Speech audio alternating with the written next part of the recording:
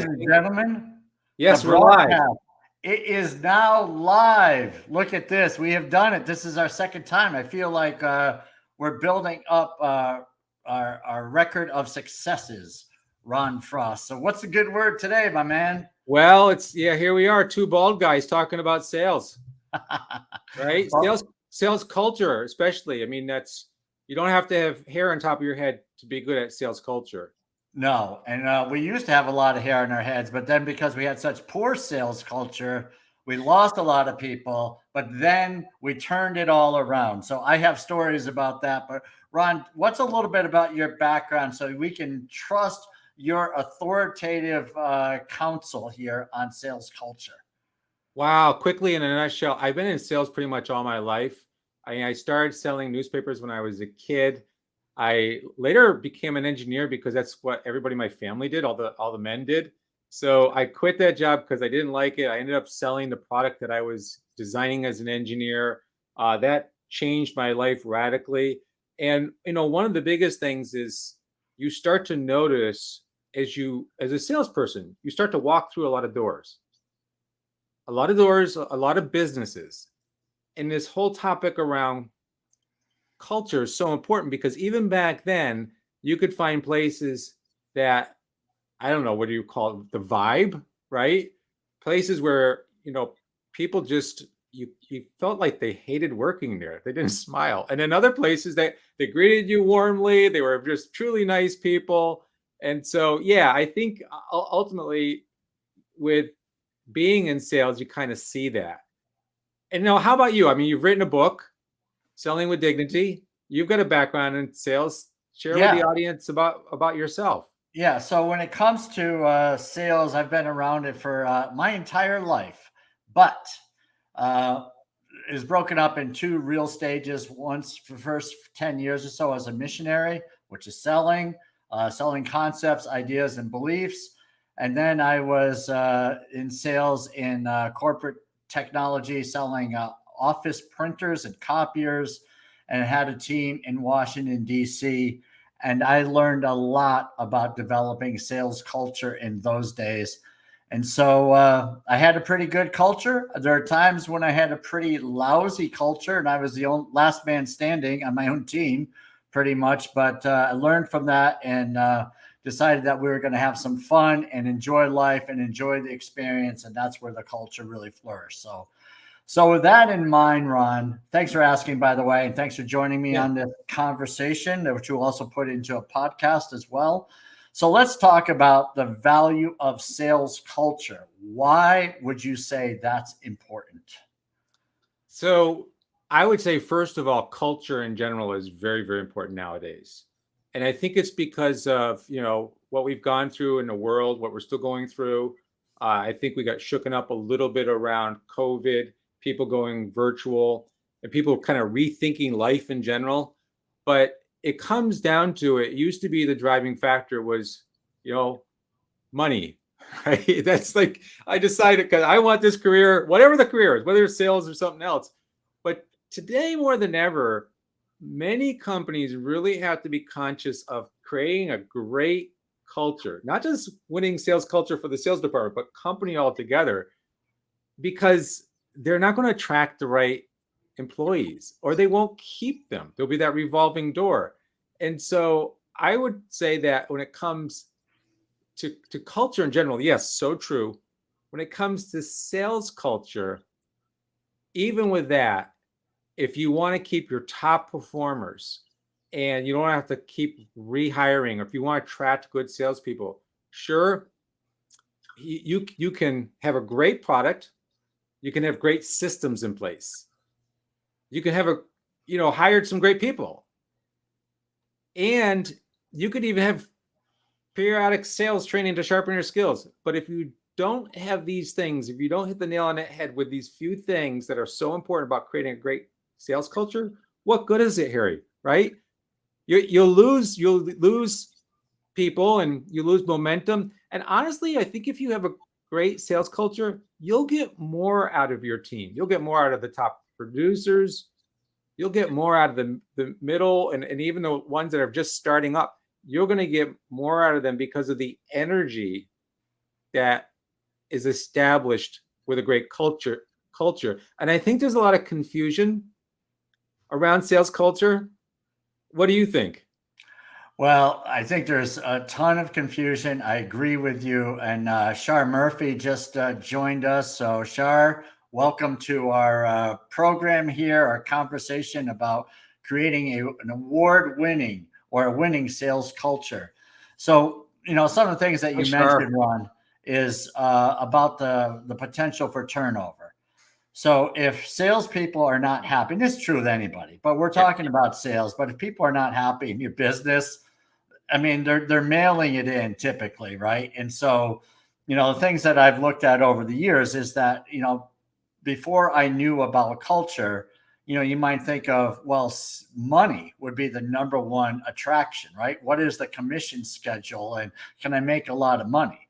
Well, once you land a job and then you find in a sales opportunity, you find out that the culture isn't good, man, that's when you realize it's like the next time I go somewhere, I'm going to ask more questions about what the culture's like, what management is like, and so forth. Because realistically, you would think that all leaders of companies would see the real value of sales, but some don't. Some will say sales are a bunch of overpaid, spoiled babies that were babysitting. They've got all this name calling, Yeah. and salespeople are going to see that pretty quickly. And that's going to be a culture that is just not going to be a winning culture for sales. Thoughts on that? Yeah, absolutely, Harry. So, yeah, if you're a sales manager listening to this podcast right now, this LinkedIn Live right now, think about what is going on in your team and what differences can you make to maybe, increase or up level the sales culture. Because if you look at Harry and look at me, we're both fall in this category called baby boomers, right? And Harry, I bet you when you went to work, it was like get your paycheck, get an annual review, a small percentage increase, and be happy, right? That was all that mattered. And today, of course, with the younger generation, I think it's kind of it's having us, even everybody, it doesn't matter the generation, everybody's starting to relook at life. And hey, if I'm going to spend a majority of my time in my waking hours, I might as well be doing something I love to do. Number one, I might as well be being honored and appreciated and be part of a team that I love to, have this journey with. And so buyers are smart. Harry, think about when you and I are going shopping online. We might look at star ratings. We might look at comments. I'm sure you do that, right? Absolutely. Think about Indeed. Yeah. If you look at Indeed, and this is what happens, people are looking for a job, and all of a sudden the star rating on that company. Now, not every company has that. It has to. The way Indeed works is, the star rating is if somebody's left comments and made their own rating. But if Yeah. you've had a number of employees that have left your organization, they were not happy, they were frustrated about something, which typically has to do with culture, and they started knocking those stars down. Now you're like a 2.5 or a 3, and they've got these comments. Buyers today are smart, and so are employees seeking opportunities. Right. They're gonna not go to those companies. And so the question is, what do you do? So I think if anybody's listening right now, I would just take a pen and pad out. Some of these are very common sense. I would say one of the things here that you shared with me is, sales organizations, we hear the term, it's all about the numbers. We have to have numbers. I think every salesperson knows that. I think every salesperson truly wants to have goals. They want to be measured. They want to have accountability. But if it's too much conversation around the numbers, you will lose people. You think so?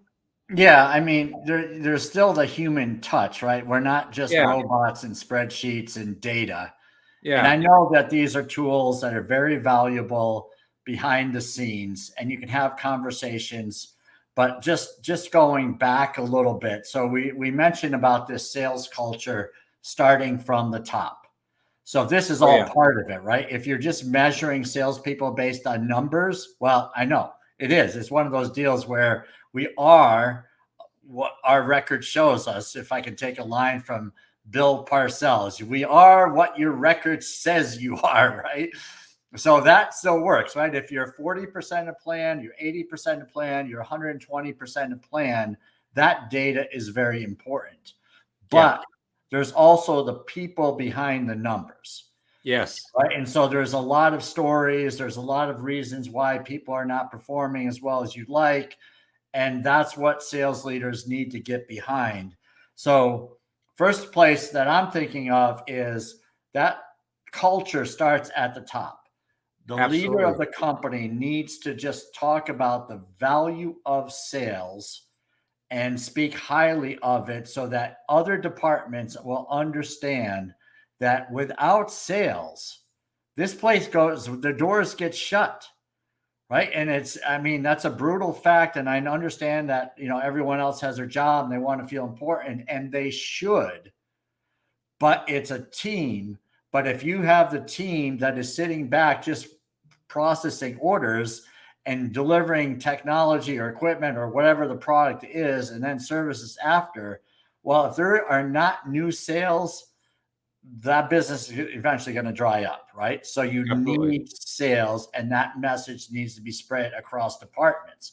But the big however is when salespeople have this massive attitude that I'm God, you need me, I'm gonna tell you what to do, and then you've got this different type of thing going on. So importance of sales, yes, but sales should not be viewed themselves as super important. They are part of the team that is really prospering for the business.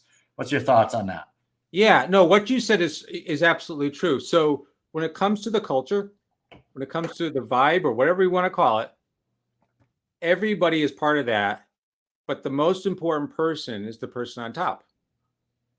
So if you have a typical organization where you might have a CEO or whoever's leading the company, you could have a sales manager that is super excited, that went to the best training and spent tons of money and wants to put together a program. But if the buy-in isn't totally embraced by the actual person on top, they'll either butt heads or it won't be fully implemented or have the support that needs to be, because it comes down to,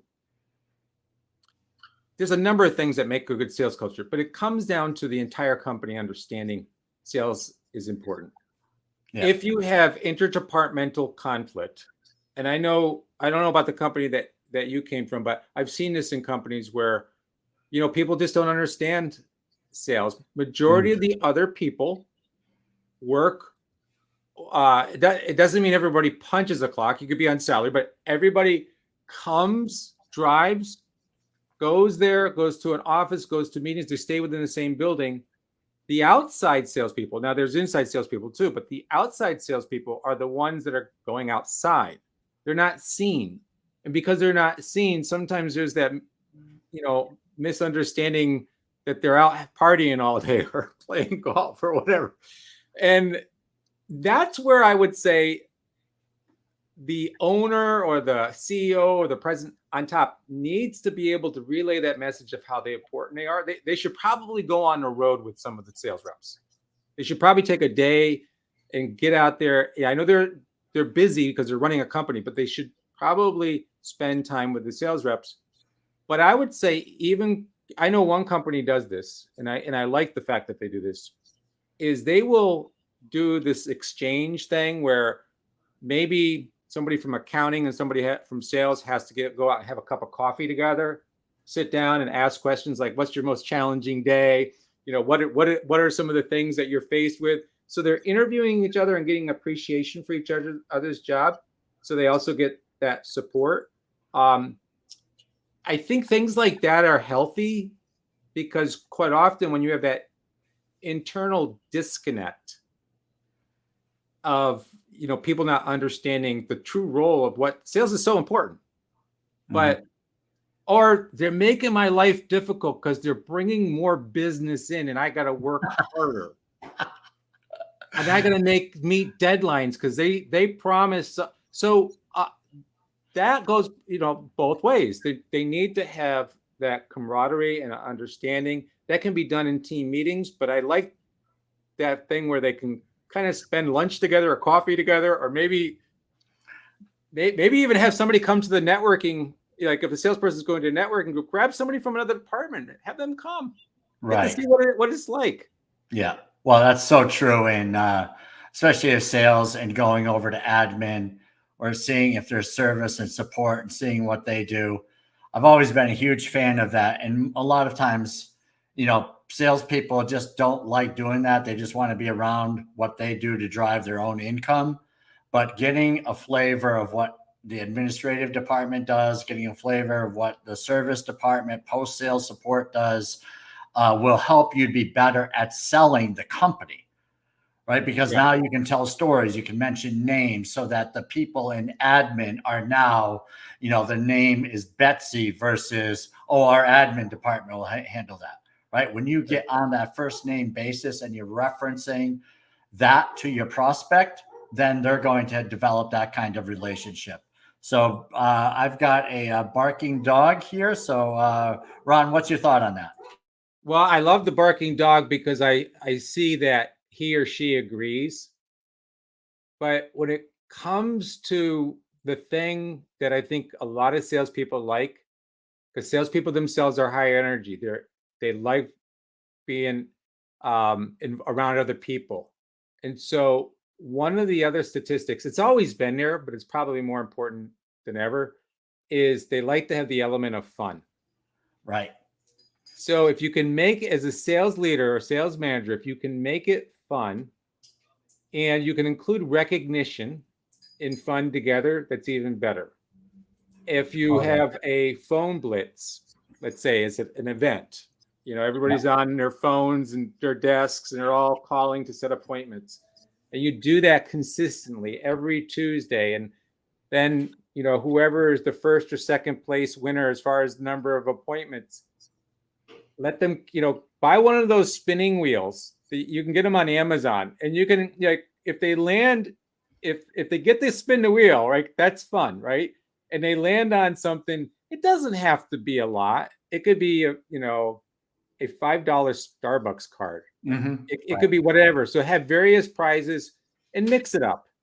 Sometimes people think in a sales culture, traditionally, it's the end of the year big trophy that goes to that one person, or they get the vacation to Honolulu, right?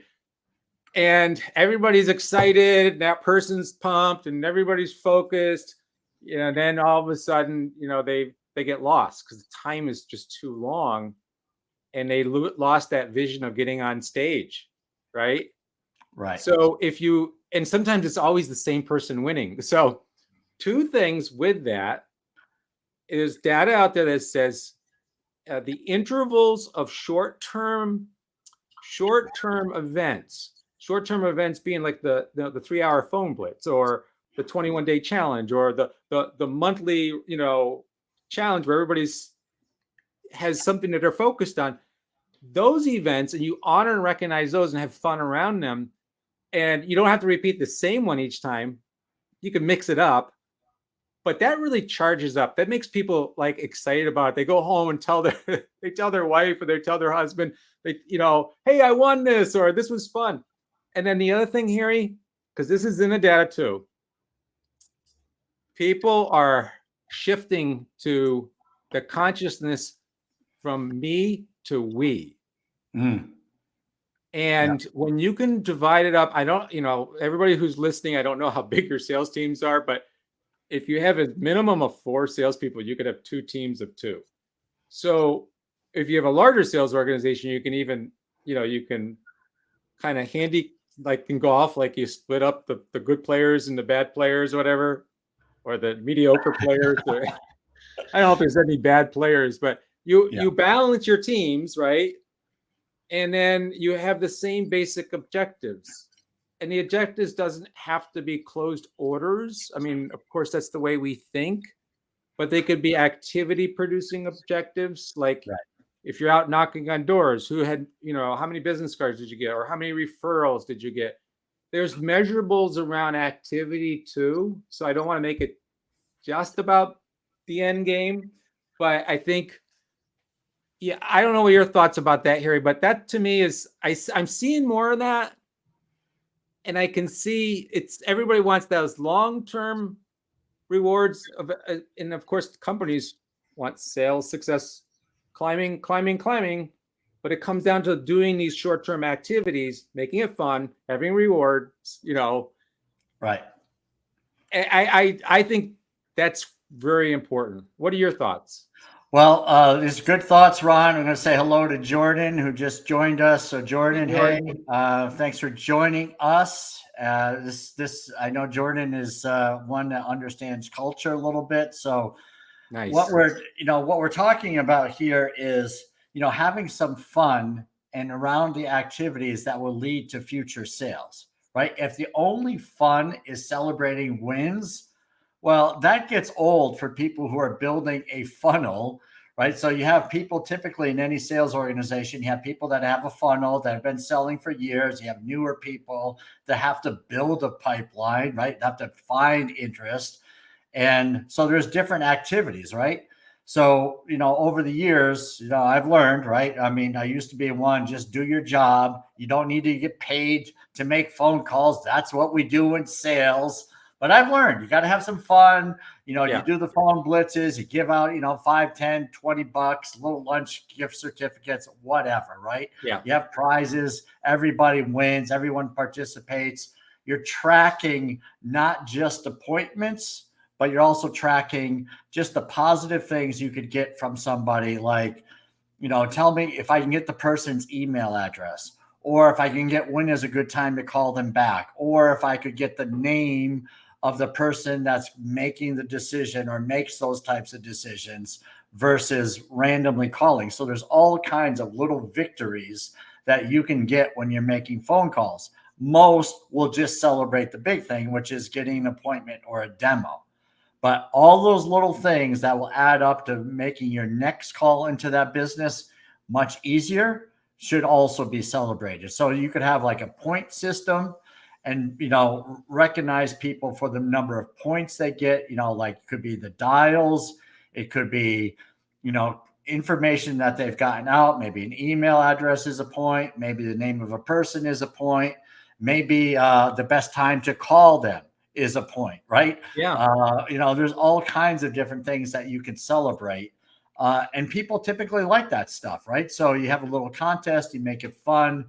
And so it's, the data you want, right? You're doing the activities that will lead to future sales, and all of that is good.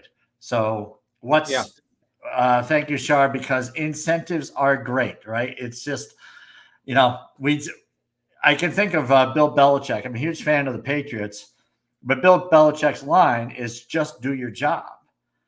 Yeah. And I used to be that way, but you just can't be that way really in sales anymore. I mean, unless you're dealing with a bunch of old school people that don't care about anything fun, but that's so few and far between now that make it fun. And even the older dogs will be happy to participate, make an extra $10 for lunch or something.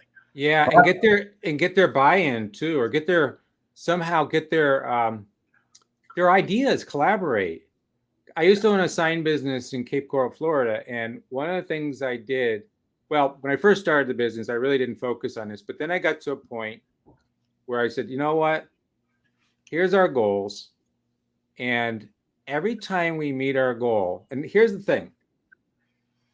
Everybody thinks it's always going to be more money, more commission, whatever, which is great. Of course, everybody wants money. Everybody wants commission. Mm-hmm.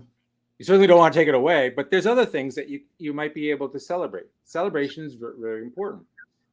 And so with my team, because I had some people that maybe were in sales, some people were in production, but I really wanted to involve everybody because I believe everybody in some ways is part of sales. Yeah, agreed. If you got the team on board, they're all cooperating together. Yeah. So we looked at our goals and we sat there, we had a team meeting, and I said, how would we celebrate this? And I wanted them to give me the idea. And of course, at that time, I think my wife was like, "Oh boy, you're opening up the pocketbook. They're going to go for more money." And the one suggestion that came up, I think the first suggestion was, well, one of our biggest customers, owns a bunch of restaurants. What if we went to one of the restaurants and somebody threw out, oh, the Italian one would be my favorite. It just kind of opened up, and I said, all right, good. If we hit our goal this month, we'll go to, the restaurant that they mentioned, and we'll pay for it. And you can bring your spouses too. Harry, they hit the goal. Right. And I think somebody said, well, what do we get if we go like 10%, like 110%? Right. Like, do we get dessert or something? Yeah. But it was like, we made it fun. And actually we had it always evolved around food or events. I think we went to one of the Everblades hockey. We did a cookout one time, but we always made it fun, something to honor that. And that's, I think, to me, that's missing in some companies because they've grown so big that maybe that interpersonal communication, the celebration of our, achievements is not always there. And I also want to ask you another question. This is something I've seen in the data is, what are your thoughts around meetings, sales meetings, and especially the one-on, like, because if you got a lot of reps and you're the sales leader, the sales manager, the one-on-one time with your sales reps as well. Yeah. Well, so a couple of things. So first of all, I'm going to go back to the fun thing. Because I love the ideas, and if you have different sales teams, depending on the size of the organization, you could be a little friendly competition. And if you can't afford to do it every month, maybe you do it once a quarter. But taking the team out for a dinner like that, I mean, we always, back in the days in Washington, D.C., we always used to love to have the bragging rights over stuff like that. I remember doing something as fun as taking the entire team out after a great quarter and getting on Segways, right? Those little stand-up scooter things, and cruising around DC, which looked like it was really fun. But the back of your legs, because your legs are absolutely stiff as boards, after a couple of hours of that, it's like you need knee replacement surgery. So understand what kind of team you have before you jump on the Segways, and make sure your insurance is good and so forth, so you don't get clocked by a car and have this massive lawsuit. Probably can't be done anymore in the way things are these days. But having that type of fun and camaraderie that came from that, right? We can look back at those pictures of a team standing in front of the U.S. Capitol under Segways. It's a riot, right? Those it's a memory. And they don't get repeated, right? There's very few people that have this type of culture and fun and tie into an event like you described, that people have this memory, right? And they say, these are the things we do, and why would I want to leave this? Right? Yeah, so why would I want to leave this? Right? It's family.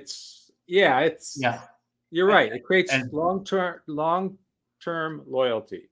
And exactly. So now you have people that like to be where they are.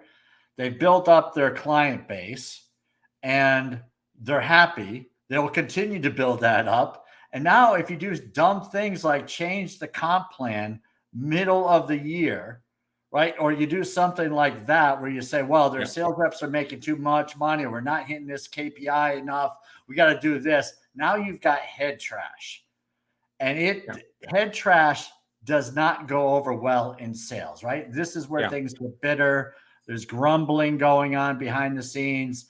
You're telling your sales leaders to get on top of your team, try to, do what's good for the company. But still, that's an almost impossible task when you're being viewed as taking money away from people, right? When they say, I have to work harder for this money that I got just last month, that's not fair, right? And this is what we deal with, right? Whenever the comp plan is changed.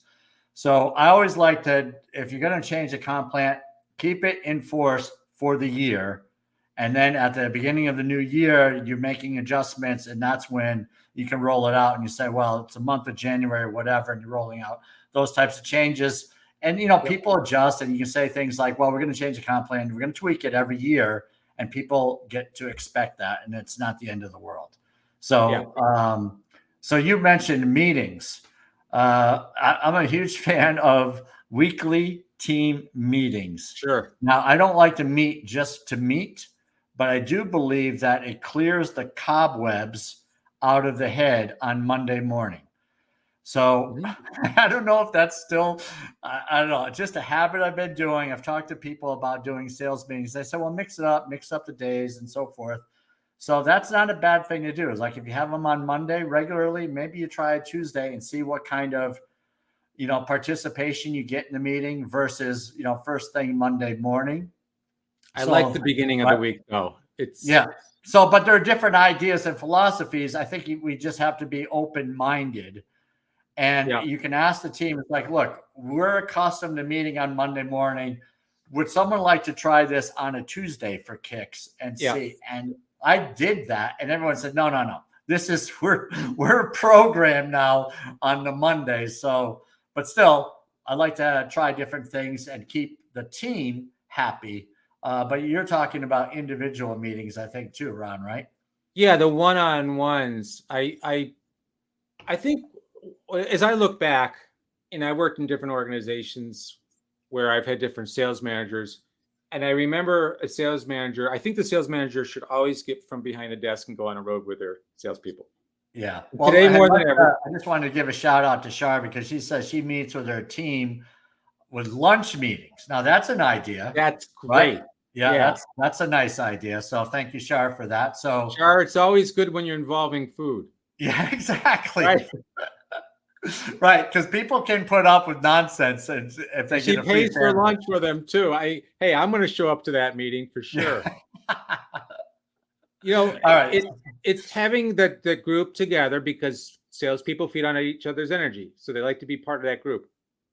Also, taking that time to periodically have that one-on-one check-in. I think it can be done actually when you go on a road with them. Go to if you spend a day on a road, maybe do some sales calls together, go on appointments, go to their networking events. They feel support because today people want to know, how am I doing? And this is not just for the people that are struggling. This is even for top producers. The fact that so much of our world has gone virtual, and I don't know if you had that challenge, but I'm working with some sales managers. They're like, oh yeah, we're not always coming to the office. We used to, some of us are working virtually. Well, it's even more important to touch base and in person, online, but in person, don't ignore it. And the other thing here is, again, going back to one of my sales managers, he was so good about asking me, Ron, what are your goals? What are you going to spend your commission check on? Mm-hmm. And he had a memory.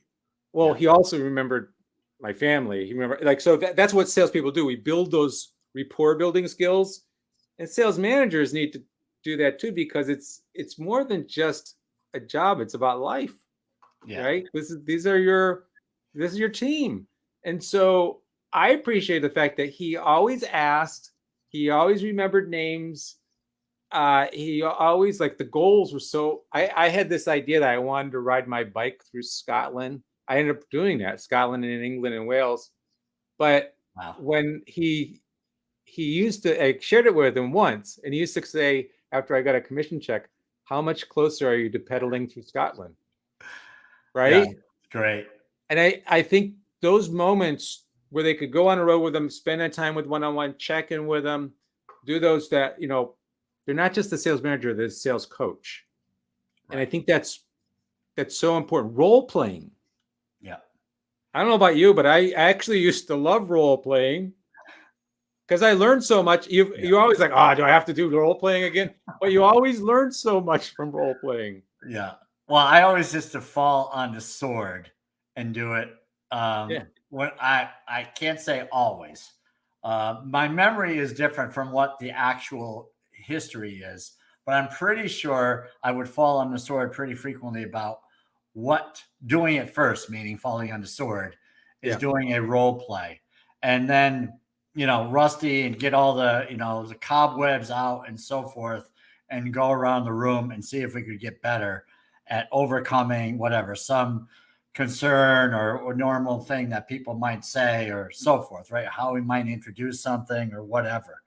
But this idea that you mentioned about meeting with reps means, like, I used to think everyone was money motivated, right? If you're in sales, you're doing this because you're making money. But it's really not the case. Some are, they're not as driven as others.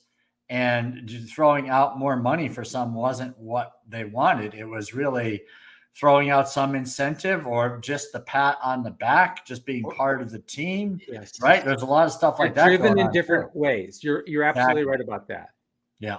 Not that they're not driven, they're driven in different ways. Have you ever read so there's the 5 love languages? Oh, right? yes. Yeah, exactly. The same author wrote a book called The 5 Appreciations Within the Workplace. Okay. Again, relating to how people receive appreciation and love is like the same word, but of course you don't run around. Well, some people may run around their businesses saying I love you, but I mean, it's really important. I would say anybody who's leading a team, I would recommend that book because you get to learn a little bit about, and it comes with an online test. People could find out what their 5 love languages are. But to your point, Harry, money is not the only thing. And it can be, I mean, I know somebody, she's done extremely well in sales. And it really came down to the feeling that she said, the feeling she got when she had another happy customer and the fact that she was appreciated from that end and she was appreciated internally through the company because they were happy with the results that she was getting. But it didn't start off that way. She struggled and she had, the sales manager helped her, coached her, stuck with her. She didn't start in sales. She was in marketing and then pushed into sales and almost quit, but became actually within the company this company, she became the rookie of the year, outsold everybody else, delivered a baby in the middle of this time. So she was out for like a couple of months and still closed a ton of sales. It comes down to knowing some of these basic, simple things, I think, that strengthen that sales culture. Yeah, absolutely. So like, so even on as sales people are looking, right? Or the same is true with a job, right? Most people are interviewing to get the job. They're not interviewing to say, I'm looking at spending the next several years, the majority of my waking hours during the week with these people. They need to show me that they are worthy of of me working for them, right? Versus, I want the job. I'm going to do everything I can to get the job. And this is a great place to be. But once you get there and you find out that, we interview best, right? That's our best selling sometimes is on the interview. Well, the same is true frequently with the employer. That's their best interview. So it's like they want you to come on board. And once you're there, it's like, I think we can now let this guy know that this place isn't anywhere near as good as we pretended it to be, but he's stuck here and he's not going to leave because he put too much into this. I swear that's the mentality sometimes. But the reality is we who are looking for opportunities, and I know Jordan was in here and I know he was recently looking for opportunities. If someone doesn't want us, that's okay. Yeah. Right. Because that probably just saved us, 6 to 12 months of aggravation and then looking for a job all over again. Now trying to explain why we left the last one without throwing our management under the bus. Right. So we want to understand, what is the style of leadership? Where is the sales culture? Describe for me why this is a good company to work for sales culture wise. Yeah. Right. Describe for me what the leader is like, right? What are some of the things that the leader does to help motivate and inspire his team?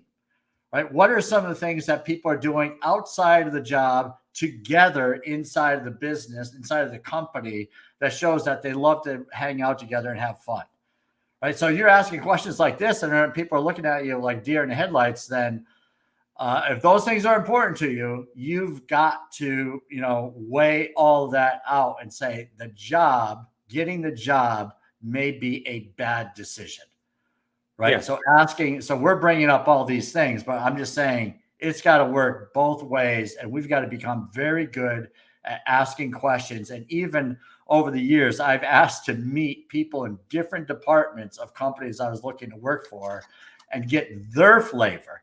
And, I was looking at it as like, look, I'm going to spend years with these people. I want to make sure I'm making a good decision. So don't take the interviewing lightly on both sides of the coin, really, would be some advice I'd offer. I agree. If you're the seeker looking for the opportunity, always be true to your principles and your values, and you will either walk through the right doors or you'll attract the right opportunity. If you're a salesperson, the truth is, in sales, we got to knock on a lot of doors. We got to do a lot of follow-up. You do all your best practices as a salesperson. If for some reason the job doesn't vibe with the way that you feel, or it just doesn't feel like the right energy, or maybe there's something that you caught, like we become very conscious as salespeople because we deal with people all day long. So we are innately connected on so many levels that we start to see these subtleties. And just like, I'm sure, Harry, you've walked through a lot of doors, just like, when I've walked through doors, sometimes you're like, I don't know. Or you'll drive away and you'll feel something like, I don't know. Right. You still do all your follow-up. You still do. You send your I believe in sending thank you letters. I've talked about this before. Yeah. If you do it, even as the person who interviewed, right? You could say that's a great touch. But ultimately, if you don't get the job, I think sometimes it's because something's really out there better for you. If you're aligned with who you are, right? To thy own self be true. That's really, it comes down to those basic principles. You don't want to be false selling yourself, and an employer shouldn't be false selling themselves. At the same time, just as much as we're talking today about the employer being mindful of straightening out their culture and making a winning culture and that attracts great people and keeps great people, same thing when somebody's going to look for an opportunity, to be conscientious of what is the culture you're looking for. And I would bring that up, I'd bring that up in an interview, even if the question wasn't asked. Harry, that's a good point. I want to go back to something you shared about the comp plan being cut.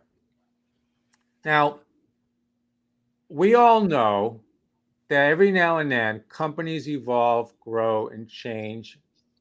Profit margins sometimes weren't the way they were. I was with one company; they were exclusive. There was nobody else that had the product like them. They were not only the leader; they were the only one. But then, as competition came in, it became a point where they just weren't making as much money, and no salesperson wants to collect as much dough as possible, but find that their company goes bankrupt. Oh yeah, right, because then you have no job, nobody wins. That's not good. But the other side of it is the attitude of, and I've been around people like, well, I want to make them hungry. Right. Or I'm going to take accounts away because they've had these accounts. Oh my goodness! And now I need them to go out. I need them to go out and get more accounts. And then they take those accounts away, right? They try to give them to somebody internally. Nobody follows up with them. Yeah. Then they lose those accounts. Have the relationship. Go to competition. So I think part of it is like salespeople get it, but then we also understand that sometimes changes happen. I like your point about waiting to the end of the year or waiting to a certain point, and sometimes you have to adjust the numbers, and that's but you got to give the why behind the reason you're doing what you're doing. Oh, great point. Yeah. So, like an example, some companies might pay the same on Yeah, every kind of business that comes in. And they say you get whatever the percentage is of profit, percentage of revenue, you name it. And every business is the same. All new business is the same as upgrade business, and so forth. Well, I'm a big believer that you want to pay people based on what the drivers are for your business, yes, right? So the drivers in pretty much in any business are there are two ways to grow the business. Those ways are simply net new and adding additional stuff to your current base, right? yep, Getting your current accounts to buy more stuff that they don't have exactly. today, right? There's not Yeah, a lot other than that. So I can remember those two things. Okay. yeah, So you want to pay on those two things more than you would pay on someone who is replacing a widget that they bought 8 years ago or 3 years ago, and they need a new widget. And you should not pay the same for that because sales. I've been in sales forever. I go the path of least resistance. Right. I want yeah, to go where the yeses are. I want to go where the easy business is to replace what you currently have. I can do that all day long. Me talking to different people inside of a business and navigating and finding out where their challenges are and seeing if I can find some problem that they will need something that we offer. That's work, man. yep, So pay me for that, right? Pay me extra for that. And most companies have paid so much on the comp plan over the years that it's a challenge to get them sure, to pay even more, but you've got to figure it out.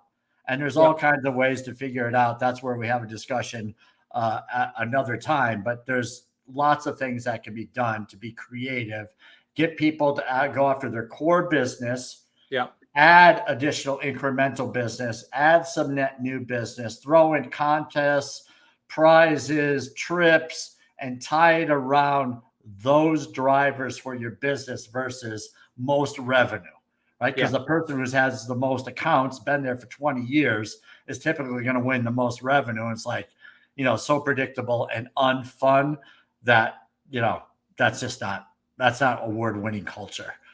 Thoughts? absolutely. Yeah, no, that's, I think I look at sometimes it's the old school thinking versus the new school thinking. And sometimes we got to, realize what's true to today and the things that we need to do, the extra time and energy that we need to put in to create the environment and create the program that's going to be successful. And it certainly is true around thinking about new products, new services, different ways to add value to the current customer base because they already know us, right? They know us, they like us, they trust us. We've already established that. And if you can increase the rep's bottom line by bringing in new ideas and products and solutions and things, absolutely. Why not? And companies should always be thinking of that. And then, oh, take care, Shar. Yeah. See you, Shar. He's heading out. So yeah, and then the other thing too is like I go back to like you're the coach besides the manager and the leader, you're the coach. And what one memory that comes up with me, and this goes back to the one-on-one time, is I remember one time where I had a low month, and a sales manager said, "Listen, let's do this." I think we did it. We went to a breakfast meeting together. So I introduced him. He was my sales manager, and it was good that he saw that I was out there working, and it was a type of product and service where we were knocking on doors sometimes. So he's like, "Let's do this. You take the left hand side of the road. I'll take the right hand side of the road. And when we meet to this place, like let's see who's had more conversations. Let's talk about results." And he turns around, he goes, "Give me your cards." So I like, you know what? He helped me out because he was representing Yeah. me. And this comes back to a point, and I understand small business because I owned a small business and I had to go through this myself. Mm-hmm. Small business owner has the vision of becoming a bigger business. And sometimes it's like they're the salesperson and they were the only salesperson. And now they got to step into the vision of becoming a sales leader with a sales team that they're going to groom and they're going to grow. And that's tough because I've seen situations, and I've been guilty of it, where you got the best accounts and you hire somebody, you give them no leads, and you go out there and just make it happen. Right. Yeah. A good sales culture means that owner needs to step back and say, it's time for me to start handing some of this over. I need to fulfill the role of the sales culture leader. I need to grow the company because that's my vision. And that's the difference. That's the difference between a small company, medium company, large company vision. If you're constantly competing against them, it's not, Right. it doesn't work. You No. need to be able to replace. You have the upper hand as the owner. Yeah. You need to figure out, how do I replace myself? The evolution of a business is the entrepreneur who grew the sales, who did all the networking, who pound the pavement, needs to hand it off and think about when's the next salesperson, and feed leads. And then after 5 salespeople, maybe then bring in the sales manager, because you're really getting yourself, you've great leaders create great leaders. So in order to grow, you need to be able to give up something along the way and not compete against it. What are your thoughts about that? Yeah. Well, I think that's a great point. And not every business owner has the wherewithal to lead salespeople, which is okay. Yeah. Right. But you've got to understand that salespeople need direction. They need shoulders to cry on. They need support. Oh, yeah. They want camaraderie. They want to go to somebody where it's a safe tree. And that's not always, some owners are great at that. Others aren't. And you have to, again, like you said, know thyself, is that there are fractional sales leaders out there. Mm-hmm. And you can, hire someone for a few days a month to meet with your team, maybe conduct a weekly or semi-monthly or bi-monthly sales meeting. But that can be worth it if you're not great at that. But not meeting with reps, not giving them the support that they need, just saying, go out and do something. Go make sales. Right? Yeah. Why aren't you bringing in sales? Go make sales. To me, it's really easy. Just do what I do. Right? That's not leading. Right? Yeah. So that's just barking orders, and that's not what good salespeople are like. And people frequently will say, well, this person's going to work commission only. I don't have to worry about anything. And now you've got someone who is, probably their head's not into it, not getting the support. And now you've got massive turnover, and, that's not good either. So build a culture where you can say, look, here's the leadership. It's not me. I'm going to help. I'm going to be behind the scenes. I'm going to support you where I can. We're going to drive the leads, the internal leads here. We're going to distribute those and, help you to make sure you're ramped up with everything that we're doing here. Yeah. And then the CRM is very important to us. So what's your feeling about putting data in the CRM? Oh, right? Keep it simple. Yeah. So there's a lot of CRMs out there. Some are designed around sales management with graphs and metrics, and but they're complicated for the salesperson. I think it should always have a very, very good mobile app feature, because salespeople, especially outside salespeople, want to be able to scan a business card, have minimum input, be able to then get back in front of people, get back into selling, and teach them. But there's a number of CRMs out there, but I'd say find a simple one. I like one-page CRM because it's simple, it's easy to use. You can figure it out in an hour. But there's a couple of other good ones out there too. But if you get to the point where you're managing so much, like I need to have, again, back to the numbers. The trade-off is numbers and people. Yeah. If you can get data, you can always get data if you need to. But if you overtax the salesperson with a lot of reporting, nothing's going to kill a sales environment enthusiasm than tons of reports, especially when it takes a long time to do. I know it's necessary. I've had to do it. I've been an owner of a business. I know but at the same time, you got to keep it simple, make those sales tools easy to use. And think about it having, a mobile app.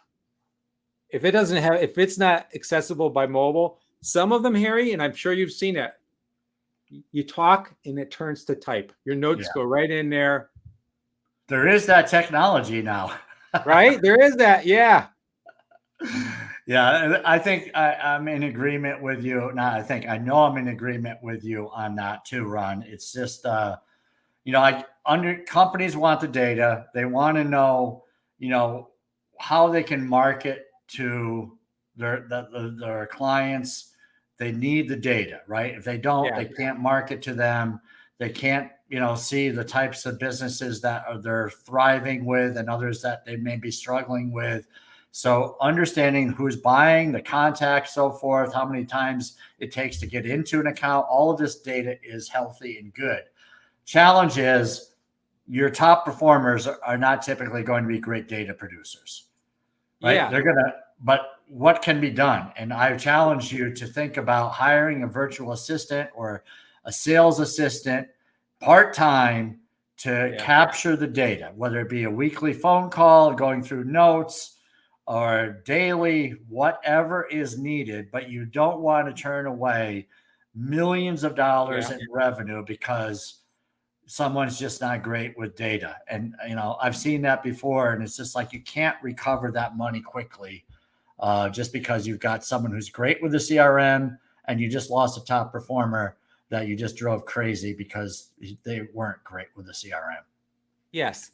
And I think at the end of the day, whether they're top performers or anybody in sales, I like your idea about the virtual assistant because it's so popular nowadays and inexpensive, or an internal person that could be shared with amongst the sales department. But here's the thing. I was always, and everybody in sales is always driven for success. What's their why? Their why is they want to achieve perhaps even greater results than they did before. If the numbers are asked for, but if you're taught why, and you brought up a point about maybe it's a marketing strategy and they wanted to see the results of it, or they wanted to see. So if you're taught why, then you say, okay, well, the time it takes me to make sure I get that in there, I understand because that's going to make a difference to me. I can, be a little bit more focused in the areas where I'm going to create greater success because if you're taught why, the salesperson is going to definitely be more apt to do it, as well as if you sit down with them and you go through it. I've had situations where people are asked to put in all the data. It never gets reviewed with them. Yeah. Yeah. So, right. And so it's so again, coming from the sales side of things, we're managed by numbers. yeah. Right. So people could play the numbers. They could, it was constant battles. So that's a challenge. But, we're not talking about that is try to develop it where it's easy for salespeople. It's easy to fill out an order, right? So that they can get back out in the field, that there's not double and triple data producing. It's an easy CRM. This helps salespeople stay. And if everything is a challenge, they're going to go where it's easy, the path of least resistance, and someone leaves and says, hey, Ron, come on over here. The CRM's a lot easier and the pay's just the same. And we get to go out on dinners once a quarter. What do you think? Ride Segways. Right? We ride Segways. Yeah. And oh, by the way, I get $2,500 for recruiting you from my former company. So yeah, that stuff is out there. So we want to be, if you have someone that's good, that's a producer, you want to make their life easier so that they stay with you and that they this is their little kingdom. And that's okay, in my opinion. Yeah, absolutely. Yeah. Absolutely. Well, as we're coming up on the hour, do you want to, pitch who you are in your book and everything? I mean, website is sellingwithdignity.com, right? Yeah. So we enjoyed the conversation, but if there's more, you can find me at sellingwithdignity.com, or you can also go to harrychat.com and we can schedule something and talk sales and maybe a challenge that you're having and see if I can provide some timely advice gratis, free of charge. So absolutely. Ron, what about you? Same here. Now this is the other bald guy over here talking about sales. I'm found at ronaldfrost.com. I do keynotes and workshops around sales, goals, leadership. And I also do coaching too. So please reach out to me. Would love to chat and understand a little bit more about your situation, how we can help you. Reach out to both Harry and me. How we can help you grow your business, grow your sales culture, grow your sales team, and create success. All right, great stuff. Thank you for joining us, Ron, and all of our audience. It's great stuff today. So, sales culture. It's not that complicated. Do the right thing, folks. Treat people well, and good things will happen. Thanks, All right. Ron. All right. Thank you.